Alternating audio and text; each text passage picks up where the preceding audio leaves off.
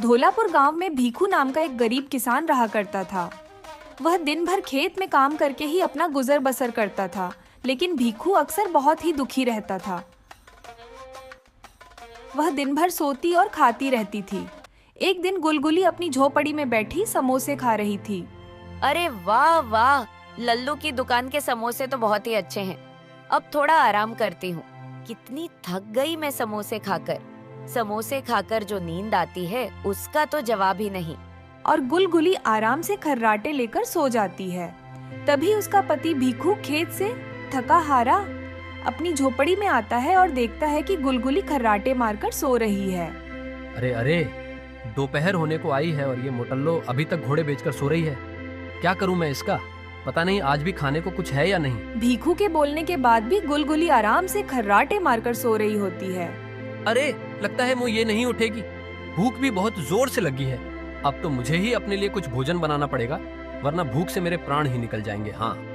इसके बाद भीखू रसोई में जाता है और एक डिब्बे में थोड़े चावल और दाल देखता है। अरे, अब क्या किया जाए?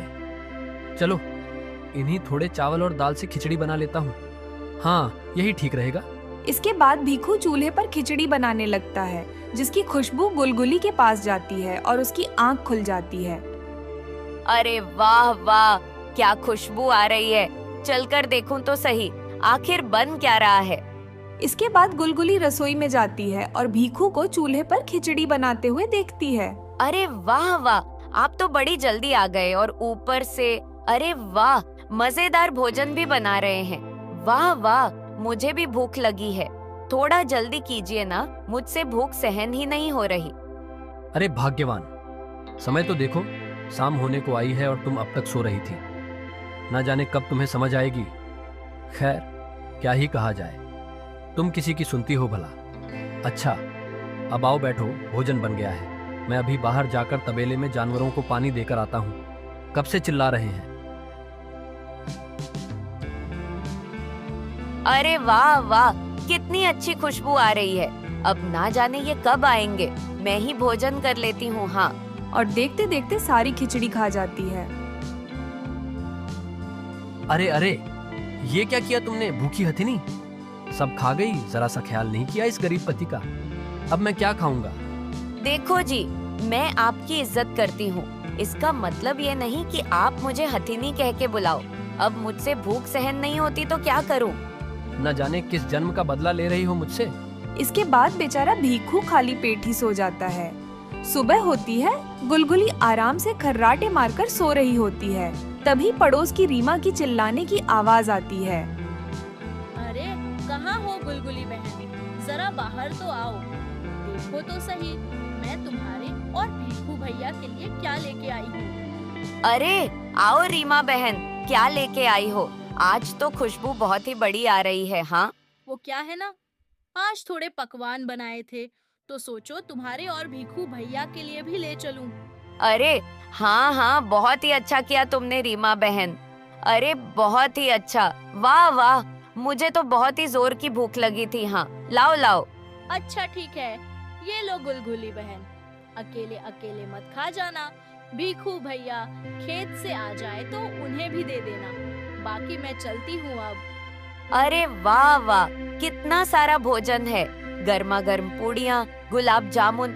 वाह, आज तो पेट भर के खाऊंगी। हाँ, अरे वाह वाह, बहुत स्वादिष्ट भोजन है। वाह, बहुत ही मजेदार। वाह वाह, बहुत ही स्वादिष्ट। और वह सारा भोजन खा जाती है। अरे अरे, यह क्या, मैं तो सारा भोजन ही खा गई। अब मुझे तो भोजन ही नहीं बनेगा। इतना सारा भोजन खाकर मैं बहुत थक गई हूँ। हाँ, ये जब खेत से आएंगे तो खुद ही बनाकर खा लेंगे। बड़ी नींद आ रही है, थोड़ा आराम कर लेती हूँ। वैसे भी अगर आराम नहीं करूँगी तो मेरी सुंदरता थोड़ी कम हो जाएगी। और गुलगुली फिर खर्राटे मारकर सो जाती है। भीखू थका हारा खेत से आता है। अरे अरे भाग्यवान, ये क्या, जब देखो तब सोती रहती हो। लगता है तुमने भोजन कर लिया है, लेकिन मेरा क्या? मुझे तो बहुत जोर की भूख लगी है। भाग्यवान, कुछ भोजन मेरे लिए भी तो बचा देती। बहुत भूख लगी है। आप आ गए? आओ आओ, कुछ खाने को बना लो। मेरा तो अब सिस्टम ओके है, एकदम फर्स्ट क्लास। रीमा बहन ने आज दिन बना दिया। क्या पकवान लाई थी, वाह, बहुत थकावट हो गई। मैं आराम करती हूँ, आप बनाओ खाना। हे भगवान, पता नहीं हमारे पड़ोसी भी क्यों इस ड्रम को भरते रहते हैं। किसी दिन उनके ऊपर ही मुसीबत बन पड़े तब मजा आएगा। और बेचारा भीखू दुखी मन से गांव के बाजार की तरफ चला जाता है। तभी उसे एक आदमी की जोर जोर से चिल्लाने की आवाज आती है, जो रंग बिरंगी गोलियां बेच रहा होता है। गांव वालों, मेरे पास आओ, मेरी असरदार गोलियां ले जाओ। किसी भी समस्या का इलाज मेरी इन गोलियों में है। अरे क्या सच में भाई, किसी भी समस्या में तुम्हारी ये गोलियां असरदार हैं? बताओ बताओ। अरे हाँ हाँ भाई, क्यों नहीं, तुम लेकर तो जाओ ये गोलियां। तुम जिस भी इंसान को दोगे इसका असर जरूर होगा। मेरे गुरुजी रंगीला की देन है ये रंगीली गोलियां। अरे अगर मैं ये गोलियां गुलगुली को दूंगा तो क्या पता उसे थोड़ी अक्ल आ जाए और भोजन भी थोड़ा कम खाने लगे। हाँ, यही सही होगा, ये गोलियां ले ही लेता हूँ। देखो भाई, मुझे भी ये अपनी असरदार गोलियां दे दो। अरे हाँ हाँ, क्यों नहीं, अभी दे देता हूँ। लेकिन ध्यान रहे, ये गोलियां अत्यधिक मात्रा में नहीं खानी होंगी। सिर्फ 1-2 गोली ही अपना काम कर देगी। इसकी ज्यादा मात्रा इंसान के शरीर में नुकसानदेह होगी और इसका उल्टा असर होगा भाई। बोलो बाबा रंगीला की जय। जय हो रंगीला की जय हो। अच्छा ठीक है, मैं समझ गया। इसके बाद वह आदमी भीखू को कुछ गोलियां देता है। भीखू उस आदमी के हाथ में 1 रुपया रखता है और उन गोलियों को लेकर घर पर चला आता है। अरे आ गए आप, कहाँ चले गए थे जी? कब से आपका इंतजार कर रही थी। आज तो घर में अनाज का एक भी दाना नहीं है। जाइए और बाजार से थोड़े चावल और दाल ले आइए। अरे हाँ हाँ, क्यों नहीं भाग्यवान, अभी जाता हूँ। लेकिन ये देखो मैं तुम्हारे लिए क्या लेकर आया हूँ। ये देखो रंग बिरंगी मीठी गोलियां। देखो, खाकर देखो कितनी स्वादिष्ट है। क्या कहा जी गोलियां? वैसे अच्छा किया, कुछ मीठा खाने का मन भी कर रहा था। लाइए, मीठी गोलियां दीजिए। अरे नहीं नहीं, ये सारी गोलियां एक साथ नहीं खानी है। तुम भी ना कुछ खाने की वस्तु देखी नहीं कि बस टूट पड़ती हो। अच्छा अच्छा, अब मैं बाजार जा रहा हूँ। इसके बाद भीखू बाजार चला जाता है और चावल दाल लेकर आता है। तभी उसे एक समोसे वाले की दुकान दिखाई देती है, जिस पर बहुत भीड़ लगी होती है। अरे वाह वाह, क्या बढ़िया समोसे की खुशबू आ रही है। क्यों ना थोड़े समोसे ले लिए जाए और देखे कि उस गोली का गुलगुली पर असर हुआ है या नहीं। ये भी पता चल ही जाएगा। हाँ, अरे समोसे वाले भाई, एक समोसा कितने रुपए का है, बताओ बताओ। 10 रुपए का है भैया। अरे इतना महंगा कैसे हो सकता है भाई? क्या करे भाई, सब चीजें महंगी हो गई हैं। पर भाई 10 रुपए तो बहुत ज्यादा है। मैं तो 5 रुपए ही दूंगा, इससे ज्यादा नहीं दे सकता। अरे भाई कैसी बातें कर रहे हो, 5 रुपए में भी समोसा आता है भला। 5 रुपए में तो सिर्फ समोसे के आलू ही आ पाएंगे। अरे भाई, कुछ साल पहले तो सिर्फ 2 रुपए में मिलता था समोसा, वो भी इससे बहुत बड़ा होता था। वो जमाना गया भाई, अब 10 रुपए में ही मिलेगा। चाहिए तो लो, वरना जा सकते हो। टाइम बर्बाद मत करो।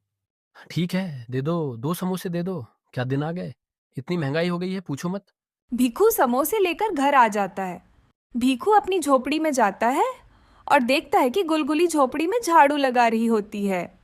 अरे ये क्या, भाग्यवान का ये रूप तो मैंने कभी नहीं देखा। लगता है वो गोली अपना असर कर रही है।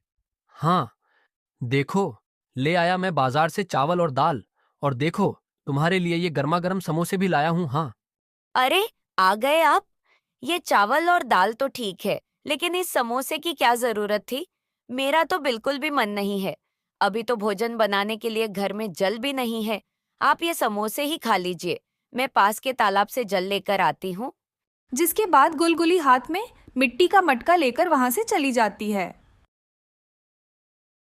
अरे वाह वाह, वो गोलियां तो वाकई असरदार हैं। हाँ, भाग्यवान तो बदल ही गई है। हाँ, ये अच्छा है। थोड़ी देर बाद गुलगुली पानी का मटका लेकर अपनी झोपड़ी में आती है। ये देखिए जी, ले आई मैं तालाब से पानी। हाँ, अब जाकर रसोई में आपके लिए भोजन बनाती हूँ। अरे भाग्यवान पर उसे गोली का ये असर हुआ है। अगर वह सारी गोलियां मैं इसे ही खिला दूं तो यह तो सर्वगुण संपन्न बन जाएगी। हाँ, यही ठीक रहेगा। अच्छा अच्छा ठीक है, तुम भोजन बाद में पकाना भाग्यवान। ये लो, तुम्हें ये कल मीठी गोलियां बहुत पसंद आई थी ना, लो ये तुम सारी खा लो। हाँ लो, खाओ। भीखू सारी गोलियां लेकर गुलगुली के पास जाता है। अरे वाह, मीठी गोलियां! अरे वाह, कितनी स्वादिष्ट मीठी गोलियां हैं। उस दिन तो सिर्फ एक ही मजेदार गोली खाने को मिली थी, लेकिन आज मैं सारी गोलियां खा जाऊंगी। हाँ, अरे वाह वाह, बड़ी ही मजेदार गोलियां हैं। अचानक बहुत थकान होने लगी है, थोड़ा आराम कर लेती हूँ। हाँ, भोजन तो मैं बाद में पका लूंगी। हाँ। हुजरेनिया, हाँ हाँ, क्यों नहीं। अभी मैं भी खेत जा रहा हूँ, तुम भोजन बाद में पका लेना। अच्छा, तुम आराम करो, वैसे भी आज बहुत काम कर लिया तुमने। अच्छा, तो तुम आराम करो भाग्यवान, मैं चलता हूँ। इसके बाद भीखू वहां से चला जाता है और गुलगुली आराम से खर्राटे लेकर सो जाती है और भीखू खेत जोतने लगता है। फिर भीखू खेत जोतने लगता है